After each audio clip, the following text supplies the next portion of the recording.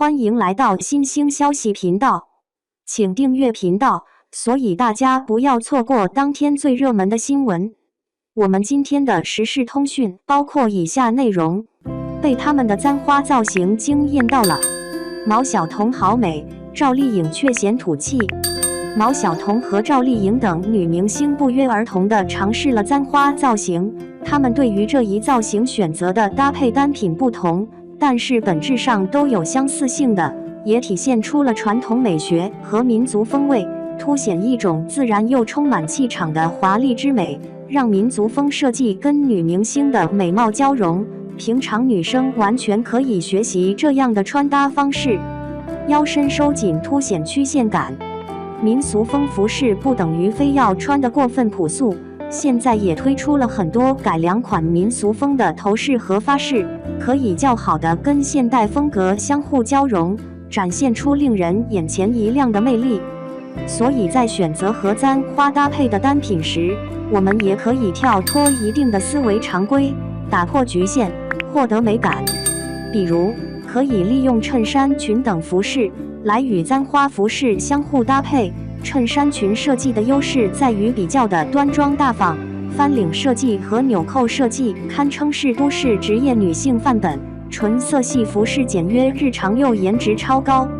不过在穿搭的时候也要注意规避一些问题，因为衬衫的风格往往都比较的宽松，会遮掩身材轮廓，尤其是如果没有收腰的部分，容易造成一种赘肉堆积在肚子上的错觉。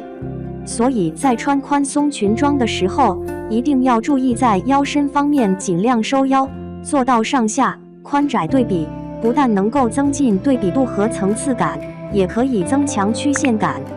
民俗风下的妆容选择，由于民俗风服饰本身比较富丽堂皇，颜色绚烂，所以在妆容上尽量要选择浓妆，因为太素雅的妆容不容易驾驭这样的头饰，反而会被反衬的过分素净，甚至导致唇色暗淡，失去血色，进一步显得面容憔悴。为了避免这样的情况，完全可以选择气派一点的大浓妆，比如正宫红的口红颜色可以迅速提亮肤色，还可以跟色彩浓艳的民俗风头饰形成呼应。而在眉眼处，也尽量选择棕红色和大红色等眼影修饰眼皮，这样就可以进一步拉长眼角，显得眼睛更大，色彩更明艳，给整体肤色起到修饰作用。眉毛则可以用眉笔拉长，展现出斜飞入鬓的效果，这样更容易凸显高贵典雅之感，加深面部骨骼轮廓，让五官显得更立体，也更容易撑起繁重的头饰。簪花发型的配色选择，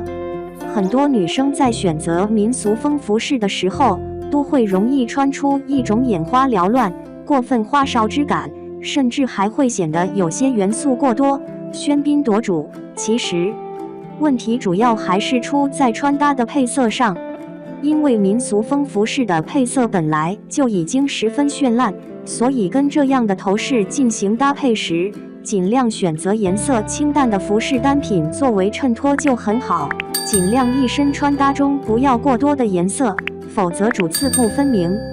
如果浑身已经有大面积的彩色，其他部分就选择小面积的简单纯色系就很好。至于纯色的配色选择也有很多，小清新的橙色、高贵典雅的大红色等颜色都可以进行选择。不过为了规避土气感，尽量不要选择饱和度过高的颜色。